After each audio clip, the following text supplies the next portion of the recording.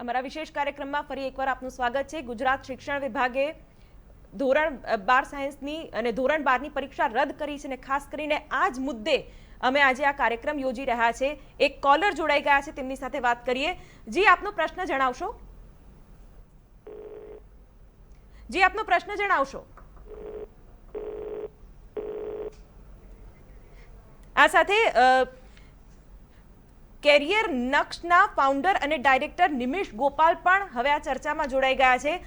નિમિષભાઈ, ખાસ તો એ બાબત કે હવે વિદેશમાં જતા વિદ્યાર્થીઓ, વિદેશમાં ભણવા જતા વિદ્યાર્થીઓ માટે પણ એક મોટો પડકાર તો આવવાનો જ છે। કઈ રીતે જુઓ છો તેમના ભાવિ વિશે, તેમના કેરિયર વિશે?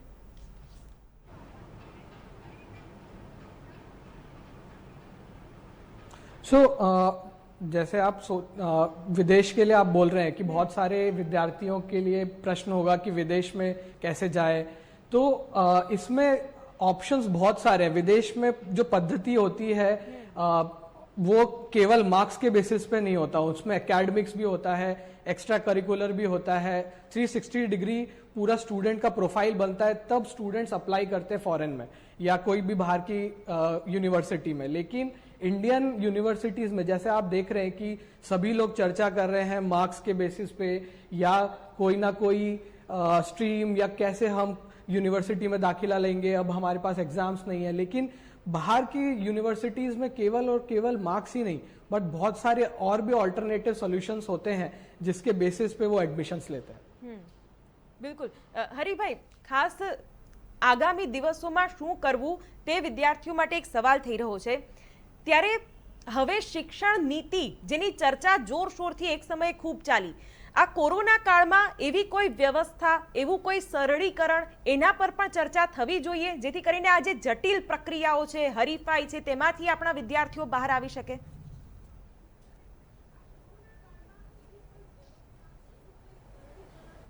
છે આપની કે એ રીતે કોમ્પિટિટ, પણ હું તમને કહું, મારે તો ગુજરાત યુનિવર્સિટી, મારી ગુજરાત યુનિવર્સિટી, કારણ કે મારી ઇન્સ્ટિટ્યૂટ જેનો હું ડાયરેક્ટર છું એ ગુજરાત યુનિવર્સિટી સાથે એફિલિએટેડ છે અને મારે ગુજરાત યુનિવર્સિટીને અભિનંદન આપવા જોઈએ કારણ કે એણે છે ને ઓનલાઈન એક્ઝામ્સ લીધી છે વિદ્યાર્થીઓની અને રિઝલ્ટ આપવામાં કોઈ ગડબડ નથી થઈ। એટલે મને એમ લાગે છે કે કોરોનાનો પીરિયડ છે ત્યારે પણ OMR કે ધારો કે ઓનલાઈન એક્ઝામની આપણે MCQ ની વાત કરીએ તો એ વ્યવસ્થા થઈ શકે છે। બીજું, વિદેશમાં જવાનારા વિદ્યાર્થીઓની સંખ્યા છે ને બહુ મોટી નથી, એટલે છે ને આપણે તો ઉપરથી વિદેશથી વિદ્યાર્થીઓ અહીંયા લાવી રહ્યા છીએ। ધારો કે મારી ઇન્સ્ટિટ્યૂટમાં પણ ફોરેનના સ્ટુડન્ટ્સ છે અને આવતા વર્ષે પણ ફોરેનના સ્ટુડન્ટ્સ આવશે, પણ એ મેં તમને કહ્યું એમ કે ગુજરાત યુનિવર્સિટીને હું અભિનંદન આપું છું કે એણે ઓનલાઈન એક્ઝામ્સ લીધી છે। નોર્થ ગુજરાત યુનિવર્સિટીએ પણ ઓનલાઈન એક્ઝામ લીધી છે। કેમ ન થઈ શકે આ એક્ઝામ્સ? જો બોર્ડ કેમ ન લઈ શકે આવા પ્રકારની એક્ઝામ્સ? ઓનલાઈન એક્ઝામ લે, એમાં શું ખોટું છે? બિલકુલ, પણ એક્ઝામ તો થવી જોઈએ, એક્ઝામ થવી જોઈએ અને ખૂબ જ સંતુલિત તેનો વિચાર પણ થવો જોઈએ। જૂનાગઢથી જીમીશાબેન જોડાઈ ગયા છે। જીમીશાબેન, તમારો સવાલ શું છે? હેલો જી, આપનો સવાલ શું છે? મારો સવાલ એ છે મેડમ કે જે સર લોકો એવું કહે છે કે 10માના રિઝલ્ટ ઉપરથી તમે આપણે નિર્ણય લઈ શકીએ છીએ કે 12માનું આપણે રિઝલ્ટ આપી શકીએ। હવે ઇન કેસ કે માની લો કે જ્યારે છોકરું નાનું હતું, 10મામાં ધ્યાન નથી દીધું, ટકાવારી ઓછી આવેલી છે ઓકે, અને 12મામાં એ લોકોએ વ્યવસ્થિત ધ્યાન દીધું છે, તો તમે કઈ રીતના એને એવી રીતના રિઝલ્ટ આપી શકો? સિદ્ધરાજસિંહજી, આનો જવાબ તમે આપશો?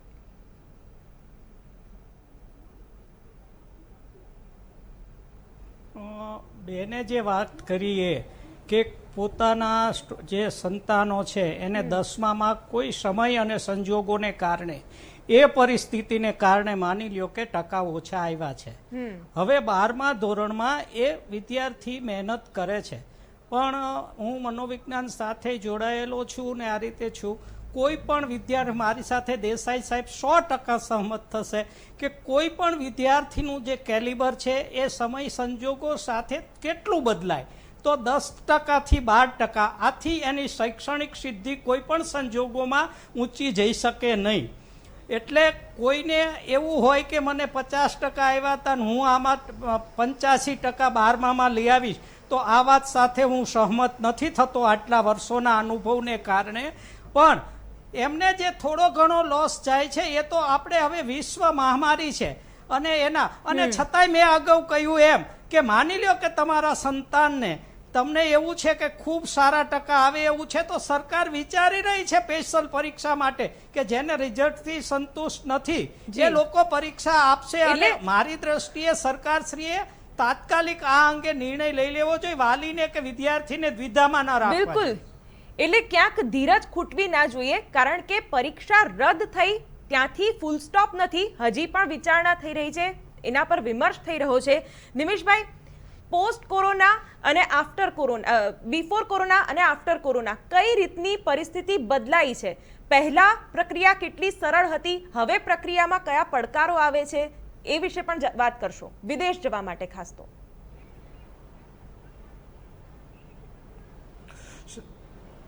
या सो जैसे हमारे साथ हरीश भाई भी जो जुड़े हैं तो उन्होंने ये बताया कि स्टूडेंट्स के पास ऑप्शन है, स्टूडेंट के पास ऑप्शन है कि वो एग्जाम दे सकते हैं, और दूसरा कि अगर वो संतुष्ट नहीं होते हैं तो उनके पास ये है कि वो अपने प्रोफाइल को बिल्ड करें, स्किल बेस्ड लर्निंग करें.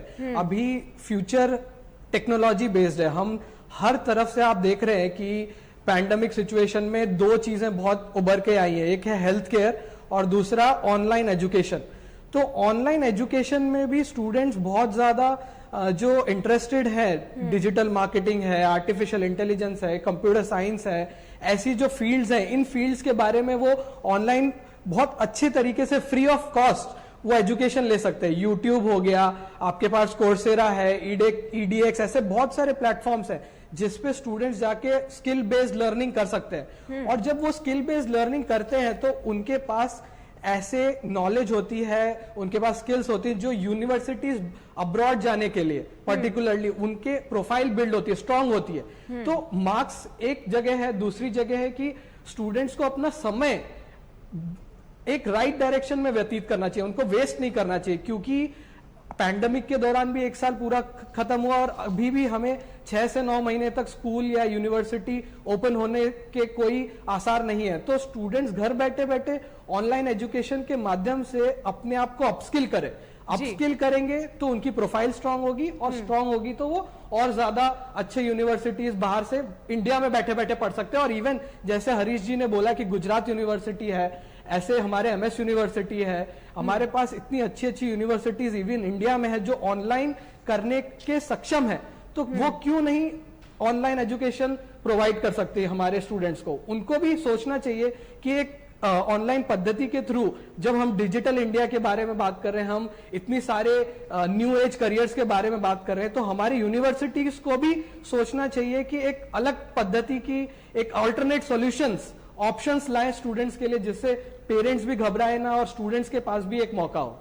હરિભાઈ, એટલે ઓનલાઈન એજ્યુકેશન હવે આવનારા દિવસમાં એક મજબૂત વિકલ્પ બનીને ઉભરી આવશે શિક્ષણ જગતમાં, પણ એને પણ સબળ બનાવવાની ખૂબ જરૂર છે, કારણ કે ઘણી જગ્યાએ નેટવર્ક ઇશ્યુઝ સાથે સાથે જે ઇન્ટરનેટમાં જે પ્રોબ્લેમ્સ આવતી હોય છે એ પણ એક માળખું સુધારવાની જરૂર છે, કારણ કે ઓનલાઈન એજ્યુકેશન આ પેન્ડેમિકમાં ખૂબ જ આશીર્વાદરૂપ પણ બન્યું છે ઘણા વિદ્યાર્થીઓ માટે. શિવાની, તમારી વાત સાથે એકદમ સંમત છું. જેમ કે મેં કહ્યું ને કે આપણે છે ને દાવા ખૂબ કરીએ છીએ કે આપણે છે ને ઇન્ટરનેટ ફેસિલિટી છે ગામડાઓ સુધી પહોંચાડી છે. ગોવિંદ ગુરુ યુનિવર્સિટી આપણે ત્યાં છે એ એક્ઝામ લઈ શકી નથી, કારણ કે એના છે ને જે ટ્રાઇબલ બેલ્ટ છે ત્યાં વિદ્યાર્થીઓની પાસે આપણા જેવા ફોન પણ નથી અને ઇવન ઇન્ટરનેટ કનેક્શનનો પણ પ્રોબ્લેમ છે. એ લોકો એક્ઝામ લઈ શક્યા નથી. મેં કહ્યું, મને લાગે છે કે આપણે જેમ ચર્ચા થઈ કે નિમિષભાઈએ પણ કહ્યું કે એમએસ યુનિવર્સિટી હોય કે એસપી યુનિવર્સિટી હોય કે પછી નોર્થ ગુજરાત હોય કે ગુજરાત યુનિવર્સિટી, મારી યુનિવર્સિટી ગુજરાત યુનિવર્સિટીની બાબતમાં હું કહી શકું, મને લાગે છે કે આપણા સૌરાષ્ટ્ર યુનિવર્સિટીમાંથી સિદ્ધરાજસિંહજી છે એ એની વાત કરી શકે કે કેવી રીતે આ સમયગાળાની અંદર એક્ઝામ લઈ શકાય. માત્ર એક્ઝામ જ નહીં, અમે આખું વર્ષ છે ને ઓનલાઈન ભણાવ્યું છે અને અમારા છોકરાઓની અટેન્ડન્સ 70% પ્લસ છે. તમને નવાઈ લાગશે, છોકરાઓને ઓનલાઈન થી કંટાળે છે. હરિભાઈ, એ એક સારું ઉદાહરણ છે. એ એક સારું ઉદાહરણ છે, પરંતુ ઉંમરના એક તબક્કાથી નીચે જો વાત કરવામાં આવે તો તેઓ ઓનલાઈન એજ્યુકેશનથી હજી પણ એટલા વાકેફ પણ નથી અને એટલા કમ્ફર્ટેબલ પણ નથી થઈ શક્યા. અમદાવાદથી રાજભાઈ જોડાઈ ગયા છે. રાજભાઈ, આપનો સવાલ શું છે? હેલો જી, આપનો સવાલ શું છે? મારો સવાલ એ છે કે ધોરણ 10 ના રિપીટર વિદ્યાર્થીઓને માસ પ્રમોશન આપવામાં આવશે? જી, એ બાબતે સિદ્ધરાજસિંહજી આપની પાસેથી જવાબ માંગ કે 10ના ધોરણના વિદ્યાર્થીઓને પણ માસ પ્રમોશનની રિપીટરને માસ પ્રમોશનની જે વાત કરવામાં આવી છે એને લઈને સ્પષ્ટતા.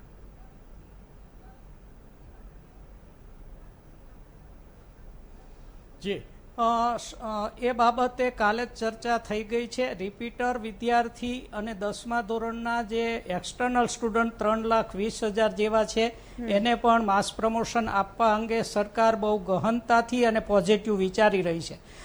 વચ્ચે એક મેડમ એ કહી દઉં, દેસાઈ સાહેબને મારે એ પૂછવું છે. દેસાઈ સાહેબ, અમારે પરિસ્થિતિ અહીંયા એવી છે કે ગ્રામ્ય કક્ષાએ જે સ્ટુડન્ટ છે એ ખૂબ જ ગરીબ છે, એના ઘરમાં બિચારા પાસે મોબાઈલ નથી ગ્રામ્ય કક્ષાએ આપ કીધું એમ કનેક્ટિવિટી મળતી નથી. એ છોકરાઓના 2 છોકરા ભણતા હોય ને કદાચ એકાદો સ્માર્ટફોન લીધો હોય તો દરેકના કાર્યક્રમ અલગ છે.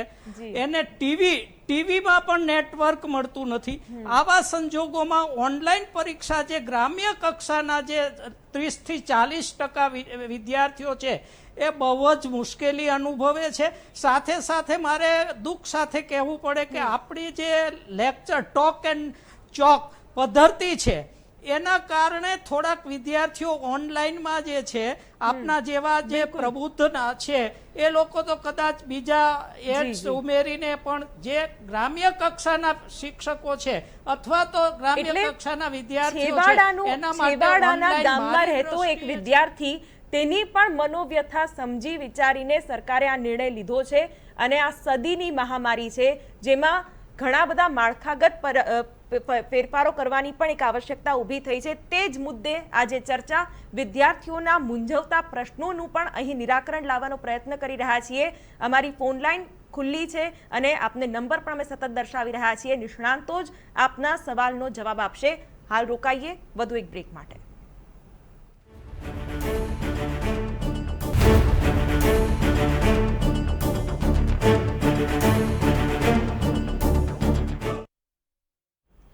ધોરણ 12ની પરીક્ષા રદ અને વિદ્યાર્થીઓને વાલીઓને અનેક સવાલો થઈ રહ્યા છે.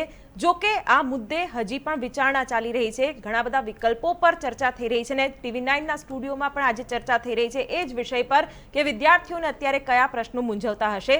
સિદ્ધરાજસિંહજી, હાલ તો જે મનોવ્યથા વિદ્યાર્થીઓની છે તેની વાત સૌથી છેલ્લા કરવામાં આવે છે. એ એક મુશ્કેલી આપણા સમાજમાં છે જ, કારણ કે જે પ્રામાણિક વિદ્યાર્થી છે, તેજસ્વી વિદ્યાર્થી છે, તેને અત્યારે જે અસમંજસ અનુભવી રહ્યો છે તેની પણ ચર્ચા થવી જોઈએ. કારણ કે આ પેન્ડેમિકમાં જે મનથી તેઓ સુસ્ત થઈ ગયા છે, જે ભણતર પ્રત્યેની જે રુચિ હતી તે પણ કેટલાક વિદ્યાર્થીઓમાં ઓછી થતી જાય છે. એ બધા પ્રશ્નો પણ એમની સામે મોટા છે.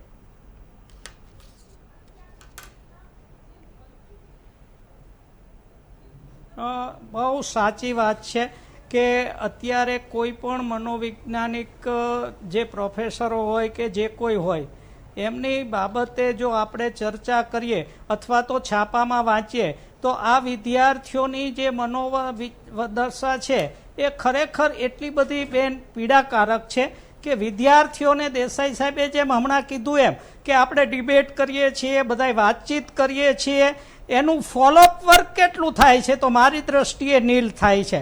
વિદ્યાર્થીને કેન્દ્રમાં રાખીને સૌથી પ્રથમ કેન્દ્રમાં વિદ્યાર્થી હોવો જોઈએ. એના બદલે શું થાય છે કે શિક્ષક જે અમારા જેવા શિક્ષકો છે એ પોતાની ટકાવારીમાં મતતા હોય છે, સંચાલકો વિદ્યાર્થીઓની ફી ઉઘરાવવામાં પડતા હોય છે, સરકારને પોતાની પ્રેસ્ટીજ અને મતની પડી છે, વાલીને એમ છે કે મારો છોકરો છે એ આમ થઈ જાય એને આમ જ કરવું જોઈએ, બાજુવાળાના છોકરાને 90% આવ્યા તો મારા છોકરાને કેમ ન આવે, તને આટલી બધી સગવડતા આપીએ છીએ એટલે બીજા હારે કમ્પેર કરે છે અને પછી રિઝલ્ટ નીચું આવે એટલે વિદ્યાર્થી ઉપર માછલા ધોવાય છે. એટલે બધાયને પોતાનું જે બાબત છે એ લે છે, પણ વિદ્યાર્થીનું કોઈ પેલા હિત જોતા નથી. આ બાબત સર્વવિદિત છે અને ખરેખર કરવાની જરૂર એ છે કે વિદ્યાર્થીને પહેલા કેન્દ્રમાં રાખીને આપણી શિક્ષણ નીતિ ઘડવાની જરૂર છે. નહીં કે અમે દેસાઈ સાહેબને એ બધા જે ફિલોસોફી કે જે કઈ વાતો કરીએ છીએ એના ઉપર નહીં, ચોક્કસથી. પણ છેવાડાનો એક નાનામાં નાનો ઝૂંપડામાં વસતો માનવી અને એસીમાં વધતો એક ઉદ્યોગપતિના છોકરાને બેયને કમ્પેર કરીને જો આ શિક્ષણ નીતિ કે શિક્ષણને ધ્યાનમાં રાખીને પરીક્ષા પદ્ધતિ કે પછી કોર્સ ગોઠવવામાં આવે તો શિક્ષણની સેવા કરી ગણાશે. બાકી આ બધી ડિબેટો કરીને બેન ખુલ્લું છૂટું પડવાની વાત બિલકુલ, છે. એટલે જ આપણે ખૂબ જ બેલેન્સ રાખ્યું છે જેથી વિદ્યાર્થીઓ પણ તમને સવાલ પૂછી શકે. સિદ્ધરાજસિંહજી, નિમિષભાઈ, હવે કરિયર કાઉન્સિલિંગ કઈ રીતે કરવું રહ્યું? કારણ કે અનેક સવાલો એવા છે, વિદેશોમાં કોરોનાના કારણે પ્રતિબંધો પણ ઘણા વધી ગયા છે. તેવામાં હવે કઈ રીતે તમે તમારી પાસે આવતા જે વિદ્યાર્થીઓ છે કે જે વિદેશ જવા ઈચ્છે છે તેમને કઈ રીતે सांत्वना આપો છો, કઈ રીતે કાઉન્સિલ કરો છો?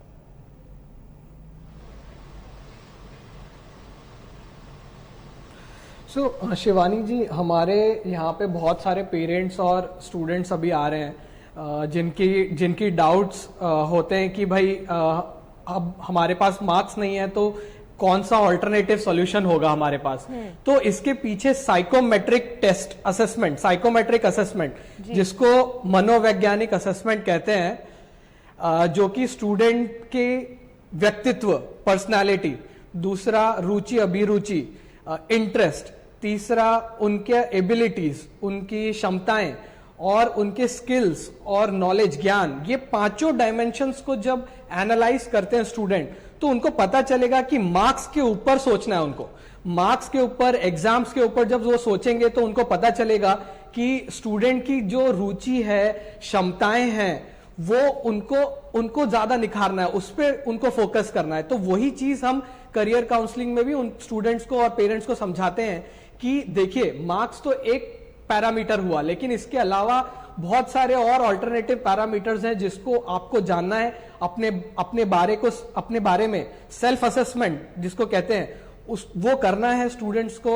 और मेरा ये गुजारिश भी है कि गुजरात गवर्नमेंट या जितने भी वाली मित्र जो हमारे साथ आज जुड़े हैं, उन सभी लोगों को ये मानना चाहिए कि हमारे पास ऐसे सॉल्यूशंस हैं जो साइकोमेट्रिक सॉल्यूशंस, जिससे स्टूडेंट अपने बारे में सेल्फ असेस कर सकते हैं, एक राइट डायरेक्शन में मूव कर सकते हैं, उनके में कॉन्फिडेंस बिल्ड होगा, वो निराश नहीं होंगे. और जैसे आपने बोला टैलेंटेड स्टूडेंट्स, उन टैलेंटेड स्टूडेंट्स को भी कई बार पता नहीं होता है कि उनकी खूबियां क्या है. उनको पता होता है कि हाँ, मैं 90% अबव हूं, लेकिन मुझे ये नहीं पता कि मैं कौन से फील्ड में जाऊंगा, मैं साइंस लूंगा. એટલે હવે skilled based education system, Haribhai, આ કેટલું યોગ્ય હશે આવનારા દિવસોમાં? એને સકારાત્મક રીતે લેવું કે હવે પછી ક્લાસરૂમ ટીચિંગ એક ભૂતકાળ થઈ જશે, ઇતિહાસ થઈ જશે? ના, મને લાગે ના, એ કઈ કાયમ માટે નહીં રહે બેન. એને આપણને ઘણી બધી નવી ટેકનોલોજી શીખવી છે, નવા વિકલ્પો આપણે શીખ્યા છીએ. મને લાગે છે કોઈ પણ આફત આવે છે તો એમાંથી આપણે શીખીએ છીએ.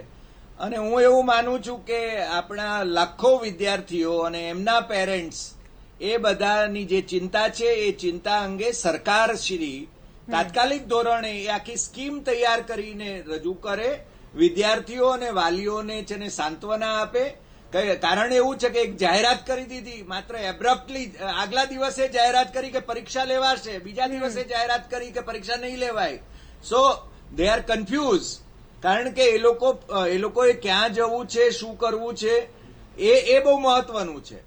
અને મેં અગાઉ કહ્યું, નિમિષભાઈ એ બહુ સરસ વાત કરી કે માર્ક્સ ઉપરાંત પણ જેને આ બધી વ્યવસ્થા થઈ શકે, પણ આપણે ત્યાં જયારે એડમિશનની આખી પદ્ધતિ એવી છે કે તમારે મેડિકલમાં જવું છે, એન્જિનિયરિંગમાં જવું છે, તો એમાં અડધા માર્ક માટે પણ જયારે મુશ્કેલી થાય છે, એવા સંજોગોની અંદર શું થશે એની ચિંતા રહેવી સ્વાભાવિક છે. હું માનું છું કે સરકારમાં બેઠેલા નિષ્ણાતો એ દિશામાં વિચારતા જ હશે. બિલકુલ. સિદ્ધરાજસિંહજી, જે હરીફાઈનું આખું જે એક કહેવાય ને કે એક માહોલ બનાવી દેવામાં આવે છે કે બસ વિદ્યાર્થીને દોડવાનું છે અને તારે પહેલું આવવું જ પડશે, એ પ્રકારનું એક દબાણવાળી જે શિક્ષણ વ્યવસ્થા આપણા દેશમાં આપણા રાજ્યમાં છે, ક્યાંક હવે એમાં સકારાત્મક બદલાવ લાવવાની જરૂર છે. જો આપણને આપદાને અવસરમાં બદલવાનો એક મોકો મળ્યો હોય તો એવું પણ કંઈક શિક્ષણ વ્યવસ્થાને સિસ્ટમને લઈને થવું જોઈએ.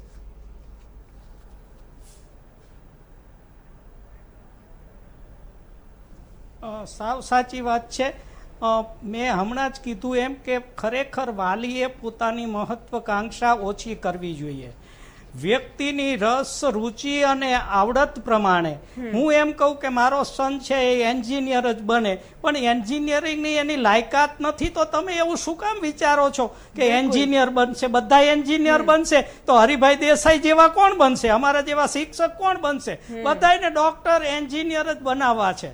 કોઈને શિક્ષકમાં કે પોલીસમાં કે નીચી પાયરીમાં નથી મોકલવા. એટલે પહેલા તો સૌથી પ્રથમ વાલીને મારે કહેવું છે કે તમારા સંતાનની જે એની કક્ષા છે એ પ્રમાણે એને ગમતા, એને આર્ટ્સમાં રસ છે, એને કોમર્સમાં રસ છે, એને વિજ્ઞાનમાં તો એને એ ગ્રુપમાં જવું છે, બી ગ્રુપમાં જવું છે. તમે તમારા સંતાનને પહેલા પૂછો કે તારે શું બનવું કરવા છે. દો, વિદ્યાર્થીના રસને તેઓ અનુસરે એ પ્રકારનો એક માહોલ ઘરથી જ ઊભો કરવામાં આવશે, વાલીઓ દ્વારા જ ઊભો કરવામાં આવશે તો આ પ્રકારના મૂંઝવતા જે પ્રશ્નો હોય છે વિદ્યાર્થીઓને એનો પણ હલ આપણે મેળવી શકીએ છીએ. આપ તમામ અમારી સાથે આ ચર્ચામાં જોડાયા તે બદલ આપનો ખૂબ ખૂબ આભાર.